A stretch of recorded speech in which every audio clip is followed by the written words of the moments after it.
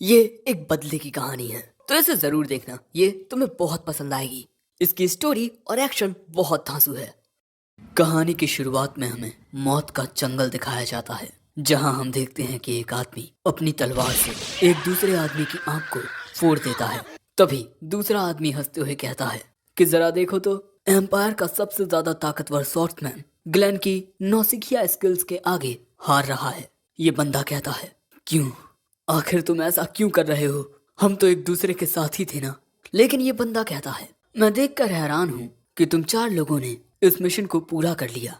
तभी ये कहता है, लेकिन अब वक्त आ गया है कि तुम चारों की जगह हम 7 इस सम्मान के हकदार बने, और अब इसीलिए तुम्हें भी मरना होगा। जिसके बाद ये बंदा उस आदमी को भी मार देता है। जिसके बाद इतिहास के पन्नों पर लिखा जाता है, द लैंड ऑफ शैडो विस्टैक को रोकने के लिए एम्पायर ने 14 हीरोज को होली स्पीयर्स दिए और उन्हें एक मिशन पर भेज दिया। लेकिन उनमें से 3 मारे गए और 4 हीरोज ने एम्पायर से गद्दारी की, इसीलिए उन्हें भी मार दिया गया। और यहीं शुरू हुई 7 हीरोज के द्वारा लाई गई द एज ऑफ ग्लोरी। अब इसके 20 साल बाद हम एक रियल वेलम नाम के राज्य को देखते हैं, और इस दुनिया में मैजिक एग्जिस्ट करता है, जैसे कि हम उड़ते हुए जहाजों को देख पा रहे हैं। जिसके बाद हम देखते हैं कि राज्य में कुछ घोड़ा गाड़ी लाई जा रही हैं, और एक घोड़ा गाड़ी में हम एक छोटी सी बच्ची को देखते हैं। इसका नाम पीपी है, और वो इस बात से खुश होती है कि उसे एक बड़े राज्य में लाया जा रहा है, 7 महान हीरोज के शांतिमय राज्य में। जिसके बाद हम राशियाब नाम के एक चीफ वॉरियर मॉन्क को देखते हैं, और यहाँ हम देखते हैं कि 2 लोगों को सूली पर चढ़ाया जाने वाला है। ये जो कैदी होते हैं वो चिल्ला चिल्ला कर लोगों से जिंदगी की भीख मांगते हैं, लेकिन इन कैदियों को फंदे पर लटकाकर भाले मारे जाने लगते हैं, और यहाँ बहुत सारा खून गिर रहा था। राशियाब कहता है, ये सब करते हुए मुझे भी बहुत दुख होता है, लेकिन क्या करें, राज्य में शांति बनाए रखना भी तो जरूरी है। इसीलिए मेरे प्यारे नागरिकों, सोच समझ कर कुछ भी किया करो। वहीं दूर बैठा एक बंदा ये सब देख रहा था। जिसके बाद हम उसी छोटी बच्ची पीपी को देखते हैं, जिसे एक मॉन्क वॉरियर खींच रहा था। चिल्लाने की आवाज सुन यहाँ राशियाब आता है। ये मॉन्क बताता है कि ये बच्ची एक घोड़ा गाड़ी में बैठकर राज्य में छुप कर आई है। पीपी कहती है, मैं गलती से एक गलत घोड़ा गाड़ी पर चढ़ गई थी, मुझे माफ कर दीजिए। राशियाब कहता है, बेचारी बच्ची, इसको भी सूली पर चढ़ा दो। जो सुन पीपी चिल्लाकर कहने लगती है कि प्लीज मुझे माफ कर दो। लेकिन तभी उसकी ओर एक लड़का आते हुए कहता है, तुम यहाँ क्या कर रही हो पीपी? तुम्हें पता है मैं तुम्हारा कितने वक्त से इंतजार कर रहा था। जिसके बाद वो उस वॉरियर मॉन्क से उसका हाथ छुड़ाता है और पीपी को अपने साथ ले जाने लगता है। लेकिन तभी राशियाब उसे रोकता है और पूछता है कि तुम कौन हो? वो लड़का कहता है, मैं इसका भाई हूँ। राशियाब कहता है, तुम दोनों को देखकर तो नहीं लगता कि तुम दोनों भाई बहन हो। ये लड़का कहता है, हमारे पिता की 2 बीवियां थीं। राशियाब कहता है, अच्छा ठीक है, अब इन दोनों को सूली पर चढ़ाया जाएगा। तभी ये लड़का कहता है, लगता है बातों से काम नहीं बनने वाला। लेकिन अगले ही पल में वही आदमी जिसे हमने थोड़ी देर पहले देखा था, यहाँ आकर इन दोनों को उठाकर कहता है, मैं तुम दोनों को कितनी देर से ढूंढ रहा हूँ। राशियाब पूछता है कि अब तुम कौन हो? ये कहता है, माफ करना, इन दोनों ने आपको परेशान किया।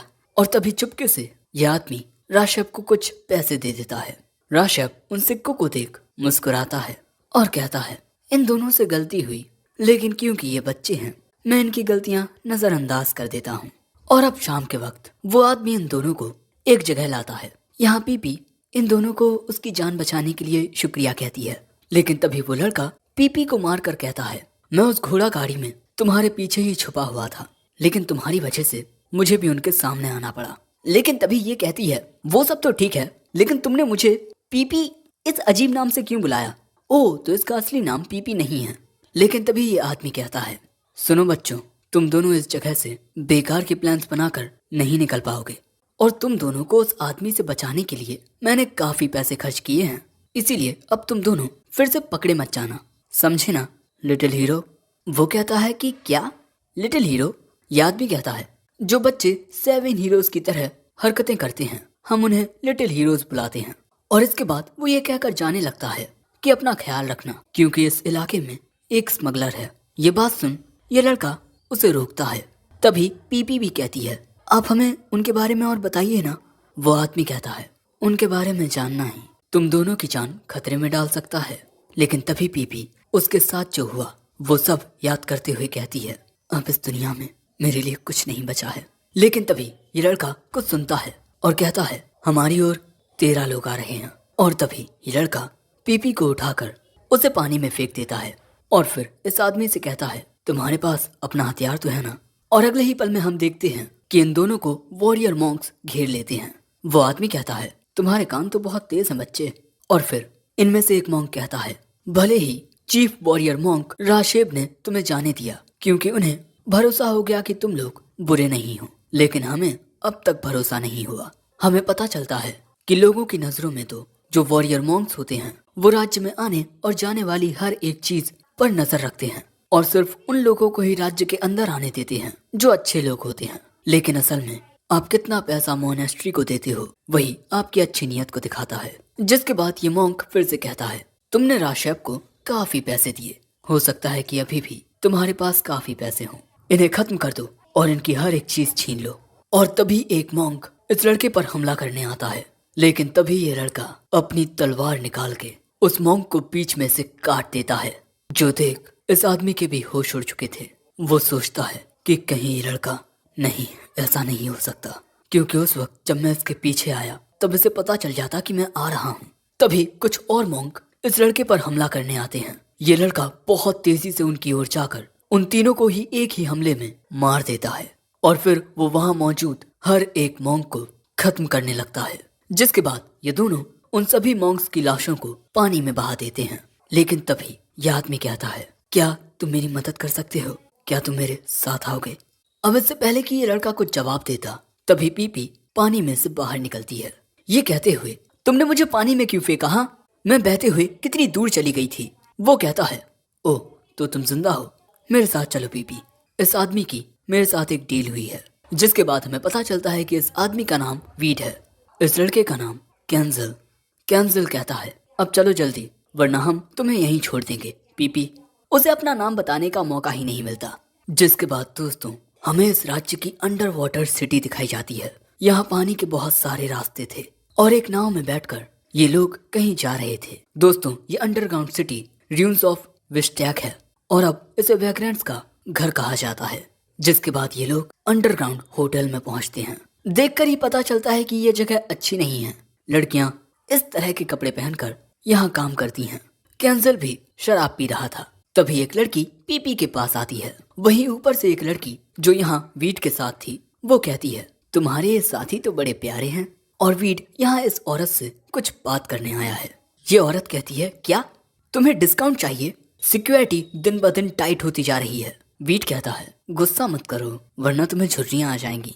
जिसके बाद ये औरत कहती है, ठीक है, वैसे भी मुझे बच्चे बहुत पसंद हैं। जिसके बाद वीड इनके पास आकर कहता है, कैंसिल मेरे साथ चलो। और फिर अपने साथ कैंसिल को लाकर वो उसे एक कमरे में जाने को कहता है। इस कमरे में स्मगलर्स के हेड हैं। जिसके बाद हम देखते हैं कि पीपी का लुक भी चेंज हो चुका है क्योंकि इसने बहुत गंदे कपड़े पहने थे, इसीलिए इसके पास आई लड़की ने इसको ये कपड़े पहना दिए। जिसके बाद बिस्तर पर बैठकर ये स्मगलर बॉस, इसका नाम एल्टिया है, ये कैंसिल से पूछती है, अगर तुम 7 हीरोज से मिलना चाहते हो तब तुम्हें मेरी बात माननी होगी। कैंसिल कहता है, ये तुम क्या कह रही हो? एल्ट्रिया कहती है, सिविल वॉर की गड़बड़ी को ठीक करने के लिए 7 हीरोज 1000 स्टोन स्पीयर्स के बॉर्डर के पास 2 दिन के लिए अपना कैंप लगाने वाले हैं। कैंसिल कहता है, 7 हीरोज मेरे सामने होंगे। दूसरी ओर हम राशैब को देखते हैं जो उसी जगह के ऊपर खड़ा था जहाँ कैंसिल ने उसके मॉन्क्स को मारा था। वो यहाँ कहता है, मुझे यहाँ से खून की गंध आ रही है, लेकिन अब हमें अपना शिकार करना होगा। दूसरी ओर एक आदमी एल्ट्रिया को आकर बताता है कि वॉरियर मॉन्क्स यहाँ आ रहे हैं। हम देखते हैं कि इस जगह पर वॉरियर मॉन्क्स आ चुके हैं। राशैब कहता है, हमने सुना है कि इस होटल में स्मगलिंग होती है, इसीलिए हम यहाँ इन्वेस्टिगेट करने आए हैं। तभी एल्ट्रिया वहाँ आकर कहती है, आप ये कैसी बातें कर रहे हैं? क्या आपके पास कोई सबूत है? तभी राशैब वहाँ एक आदमी को बुलवाता है। मैं इनकी मदद इसीलिए कर रहा हूँ ताकि इस राज्य से बाहर जा सकूं। लेकिन तभी राशैब कहता है, मार दो इसे। और अगले ही पल में एक मॉन्क इस पर हमला करके इसे खत्म कर देता है। राशैब कहता है, उसने अच्छाई का साथ दिया, भगवान उसे स्वर्ग में जगह देंगे, लेकिन तुम सभी को नर्क में जाना होगा। तभी दो मॉन्क वीट पर हमला करने जाते हैं। वीट एक मॉन्क को मारकर उसे हरा देता है, लेकिन दूसरा मॉन्क पीपी को पकड़ लेता है। जिसके बाद राशिया पीपी को पकड़ के कहता है, बच्ची हम फिर से मिल गए है ना। अब यहाँ वीट इन मॉन्क से लड़ रहा है, लेकिन राशिया पीपी को उठाकर कहता है, इस बच्ची की जान मैंने एक बार तो बख्श दी, लेकिन अब इसे मरना होगा। तभी वीट कहता है कि ये केंजिल कहाँ है, और अगले ही पल में हम देखते हैं कि यहाँ ऊपर एक नाव टंगी हुई थी। इसकी रस्सियां काटकर केंजिल राशेप के पीछे मौजूद मॉन्क्स के ऊपर उसे गिरा देता है। पीपी एल्ट्रिया के पास पहुंच जाती है और यहाँ राशेप के काफी सारे मॉन्क मारे जा चुके हैं, जो देख राशेप कहता है, तुम हमारे खिलाफ अपनी तलवार उठाकर बहुत बड़ी गलती कर रहे हो। केंजिल कहता है, ये गलती मैं शुरुआत से करना चाहता था। और अगले ही पल में केंजिल उस पर हमला करने आ रहे एक मॉन्क को खत्म कर देता है और इसके बाद आकर पूछता है कि पीपी कैसी है। एल्ट्रिया बताती है वो ठीक है, बस बेहोश है। लेकिन अगले ही पल में राशियाप यहाँ से डरकर भाग जाता है। वो भागकर काफी दूर आ जाता है और कहता है, एक बच्चे ने उन सबको मार दिया। अगर सबको ये बात पता चल गई तब सब मुझ पर हंसेंगे। तभी राशियाप के आखिरी बचे दो मॉन्क पूछते हैं, आप अकेले, बाकी सब कहाँ हैं? लेकिन तभी राशियाप कहता है, मैं मार्शल लॉ डिक्लेयर करता हूँ।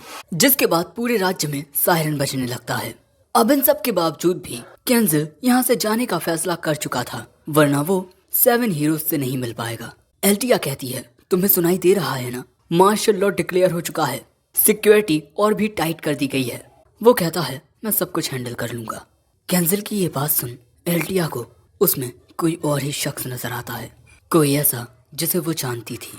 अब इसीलिए एल्टिया कहती है, एक ऐसा खुफिया रास्ता है जिसके बारे में मोनेस्ट्री यानी चर्च नहीं जानता। मैं तुम्हें उस शिप तक जरूर लेकर जाऊंगी। जिसके बाद हम देखते हैं कि वो शिप राज्य के करीब आ रही है और वहीं राशियाप के पास एक आदमी आता है। उसे देख राशियाप कहता है, ओह रैंगज़ैट, तो तुम आ गए। ये कहता है, हाँ मैं आ तो गया, लेकिन मेरी कीमत बहुत होगी।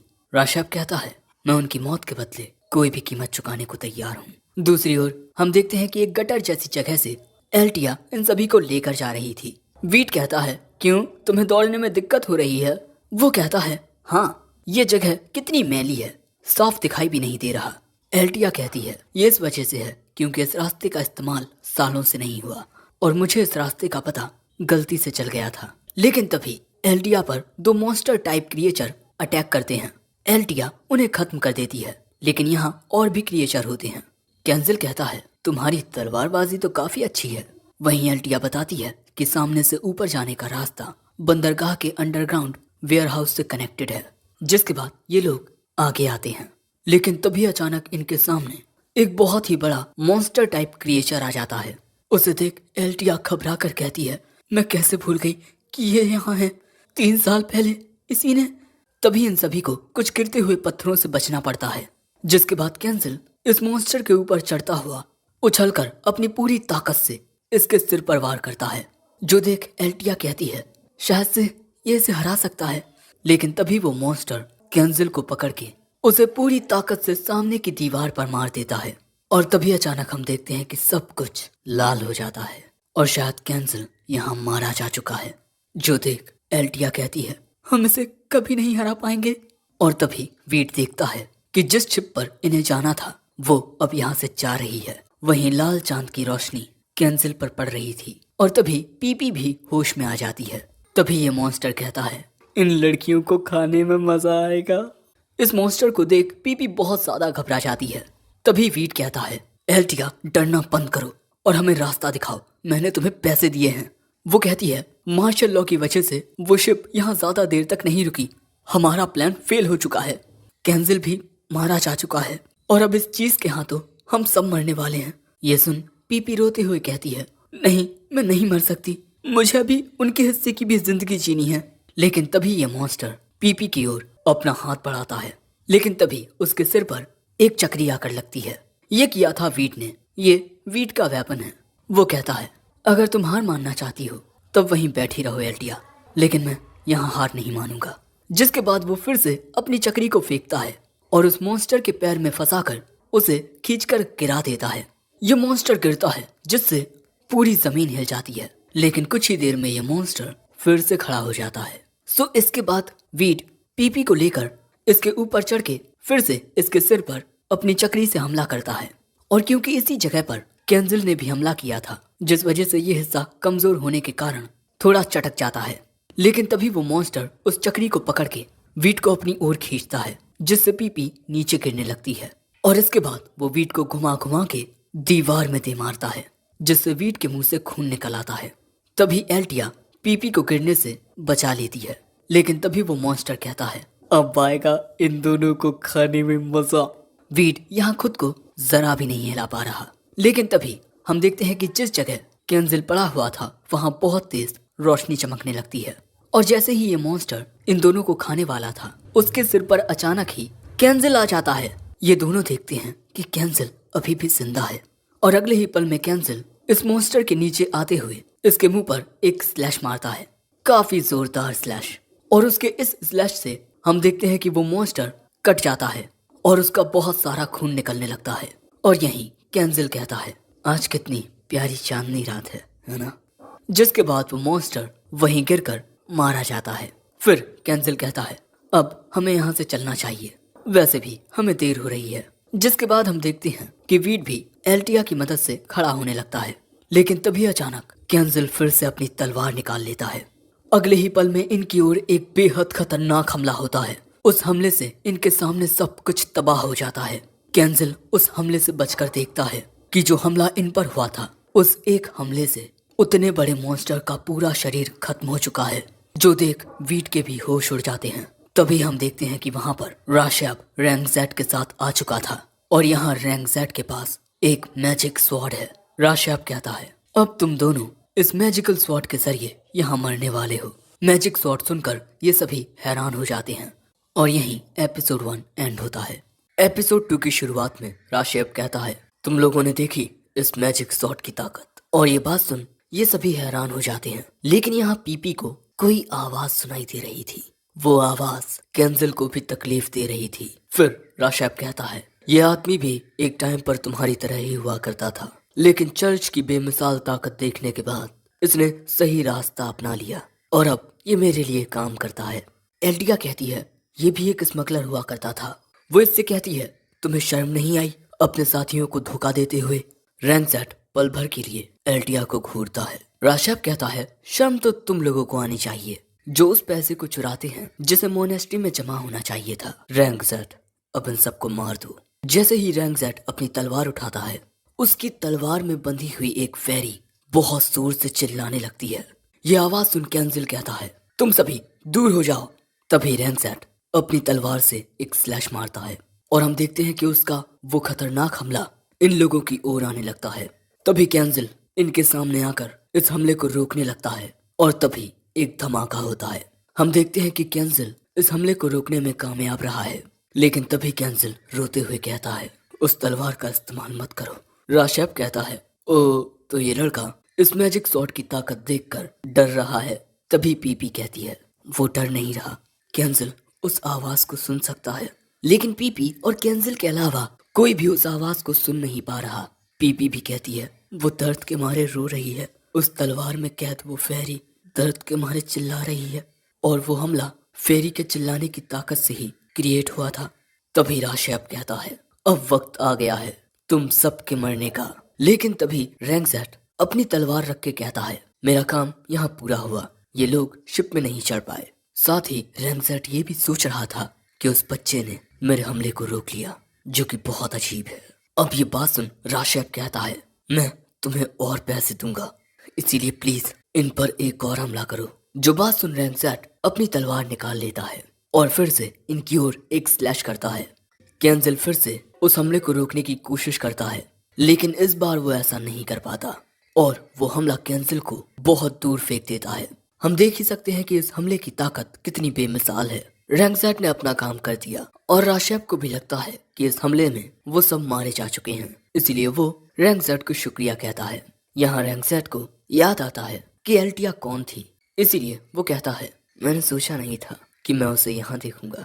अब उनके जाने के बाद हम देखते हैं कि ये तीनों अभी भी जिंदा हैं, क्योंकि ये वक्त रहते एक पत्थर के पीछे छिप गए थे। जिसके बाद वीट कहता है, हमें जल्दी से चलना होगा, शायद हम अभी भी उस शिप तक पहुंच सकते हैं, क्योंकि वीट को किसी शख्स को बचाना है। तभी पीपी केंजिल की बात करती है। वीट कहता है, अगर वो बच्चा वही है जो मैं सोच रहा हूँ तब वो बिल्कुल ठीक होगा। दूसरी ओर हम केंजिल को देखते हैं, जो कुछ देर बेहोश रहने के बाद होश में आ चुका था। तभी वो खड़ा होकर देखता है कि वो कहाँ है। तभी राशियप उसकी ओर आते हुए कहता है, ओह, तो तुम अब भी जिंदा हो। तुम्हारी किस्मत वाकई बहुत अच्छी है। और मैंने देखा कि उस हमले से लगने वाले जख्म तुम पर चांद की रोशनी पड़ते ही हील हो गए। वो शायद से तुम्हारी कोई ताकत है, लेकिन इसीलिए मैं तुम्हें इस जगह लेकर आया। यहाँ चांद की रोशनी कभी नहीं पहुंच सकती और यहाँ पर तुम कुछ नहीं कर पाओगे। और अगले ही पल में हम देखते हैं कि कुछ लोग केंजिल को चारों ओर से घेरना शुरू कर देते हैं। इस जगह पर सिर्फ राशियप का हुक्म चलता है। ये मोनेस्ट्री यानी चर्च का सबसे गहरा हिस्सा है और इस जगह की हिफाजत सबसे ज्यादा ताकतवर ईलाइट वॉरियर्स करते हैं। और इस जगह पर तुम उस गलती की सजा भुगतोगे जो तुमने मुझे परेशान करके की है। और तुम जैसे बच्चे को मारने के लिए मुझे इतना कुछ करना पड़ रहा है, जो कि बहुत ही अफसोसजनक है। लेकिन इस जगह केंजिल याद करता है कि इस जगह पर 23 साल पहले क्या हुआ था। यहाँ एक आदमी कोई स्पेल कास्ट करते हुए उसके सामने मौजूद बच्चे से कहता है, मैं यहाँ सब संभाल लूंगा, तुम जाओ एशरीट। और तुम रो क्यों रहे हो? एम्पायर के सबसे ताकतवर वॉरियर को इस तरह रोना शोभा नहीं देता। जाओ बाकियों के साथ अपना मिशन पूरा करो। और जैसे ही वो स्पेल पूरा होता है, ये बच्चा जोर से उस आदमी का नाम पुकारता है, एर्गनाक। प्रेजेंट में राशियप अपने ईलाइट वॉरियर्स से कहता है, इस बच्चे के टुकड़े टुकड़े कर दो।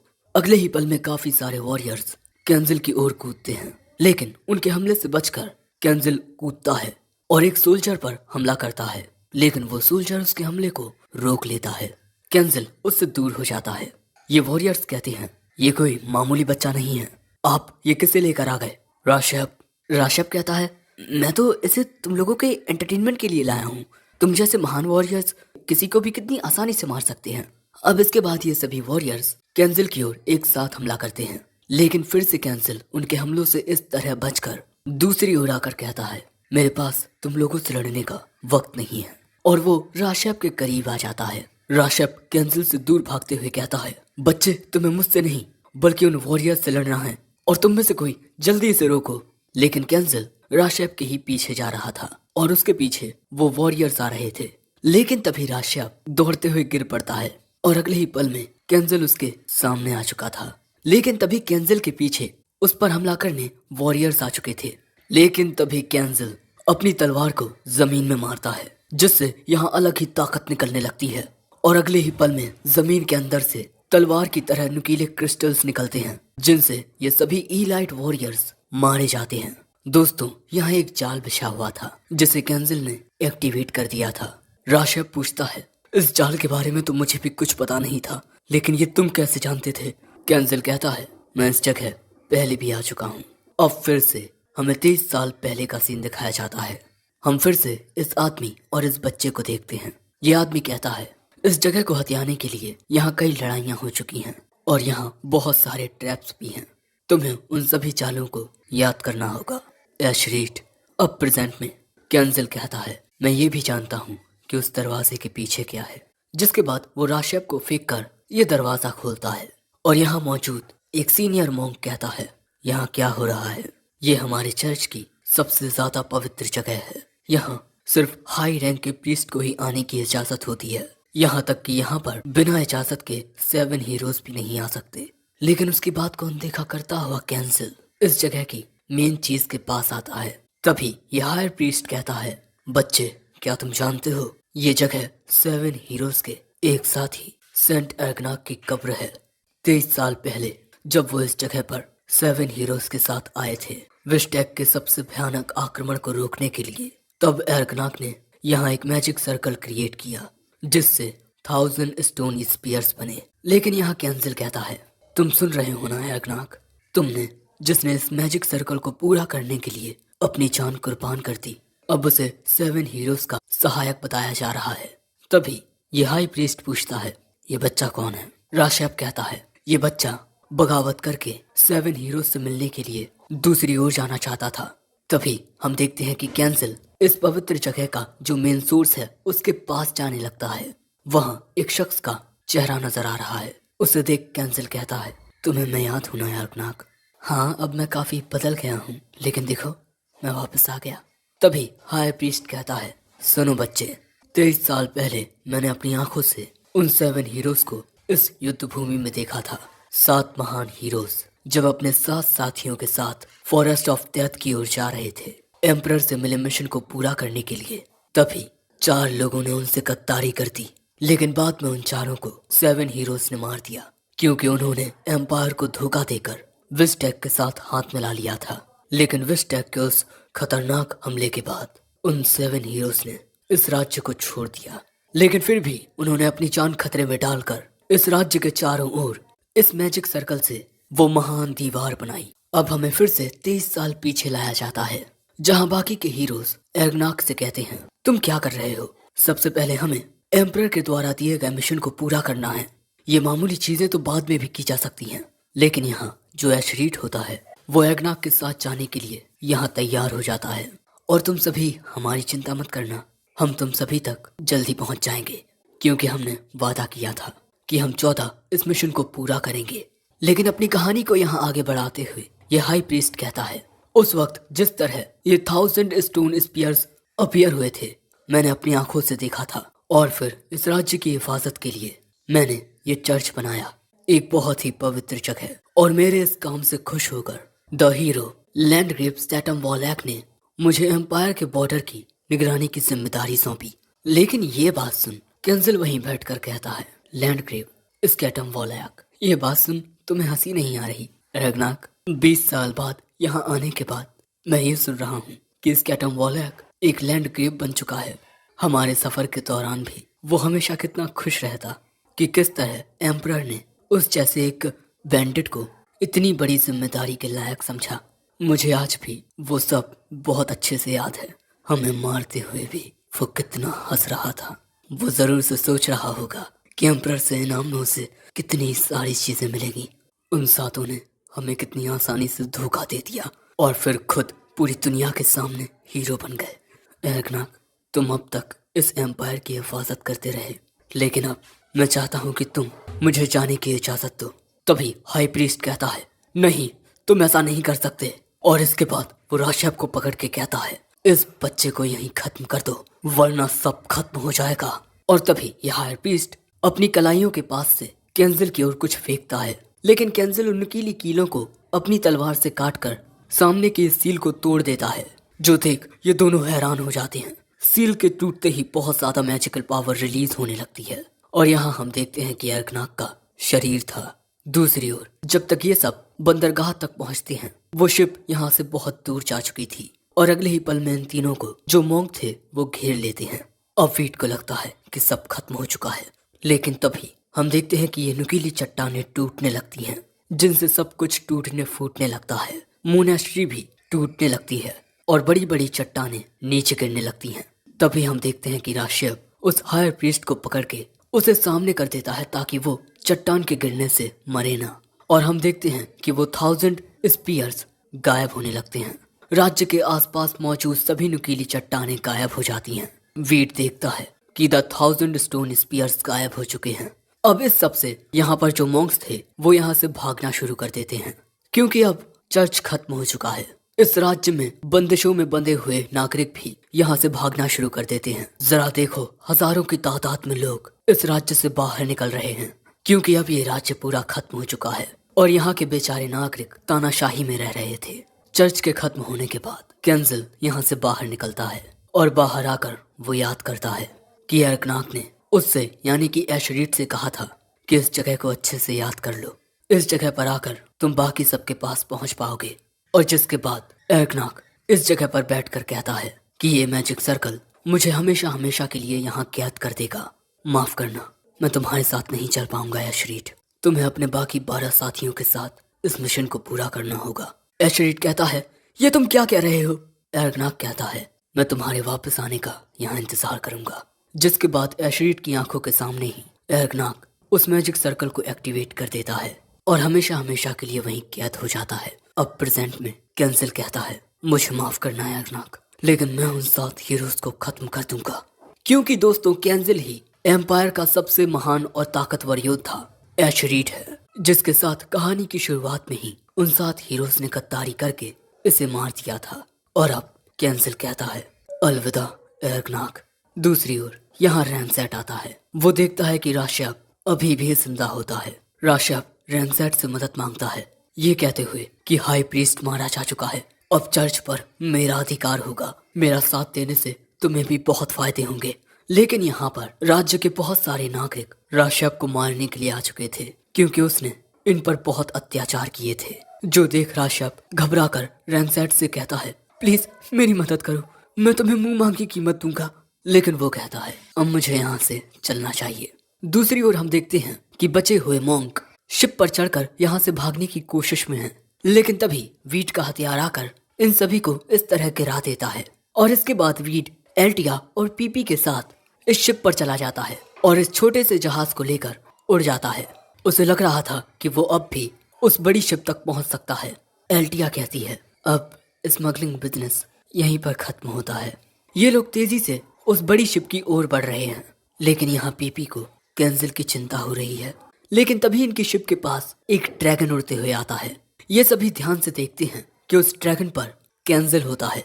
हमें पता चलता है कि कैंसिल ने मिलिट्री बेस से एक फ्लाइंग ड्रैगन चुरा लिया है। दूसरी ओर हम 7 हीरोज को देखते हैं जो अपनी आंखों के सामने उन 1000 स्टोन स्पीयर्स को गायब होते हुए देख रहे थे। लेकिन वहां पर मौजूद जो लोग थे वो ये देख बहुत ज्यादा घबरा रहे थे। सो तभी एक सोल्जर कहता है डरने की कोई जरूरत नहीं है, क्योंकि हमारे साथ यहाँ हैं द 7 हीरोज। जनता कहती है हाँ हमारे साथ 7 हीरोज हैं, वो हमें सही रास्ता दिखाएंगे। और वहीं हम 7 हीरोज को देखते हैं। यहाँ एक हीरो कहता है स्कैटम वॉलैक, जनता के सामने अपने डर को मत जाहिर होने दो। वो कहता है हाँ मैं जानता हूँ, लेकिन जरा देखो आसमान कितना भयानक लग रहा है। दूसरी ओर कैंसिल फ्लाइंग ड्रैगन पर बैठकर तेजी से इनकी ओर आ रहा था। और दोस्तों कैंसिल को दिखाते ही ये एपिसोड 2 एंड होता है। सो दोस्तों क्या कैंसिल उन 7 हीरोज को मारकर अपना बदला ले पाएगा? तुम लोग कमेंट में जरूर बताना और ये भी बता देना कि ये वीडियो तुम्हें कैसा लगा। पसंद आया हो तो लाइक कर देना, चैनल पर नए आए हो तो सब्सक्राइब करते जाना। साथ ही डिस्क्रिप्शन में मेरे सेकंड चैनल का लिंक है, उसे भी सब्सक्राइब कर लो और मुझे इंस्टा फेसबुक पर भी फॉलो कर लो। साथ ही चाहो तो हमारे इस चैनल की मेंबरशिप को भी ज्वाइन कर सकते हो, जिसके कुछ अपने फायदे हैं। और मैं मिलता हूँ जल्दी किसी और वीडियो में, तब तक के लिए सायोनारा।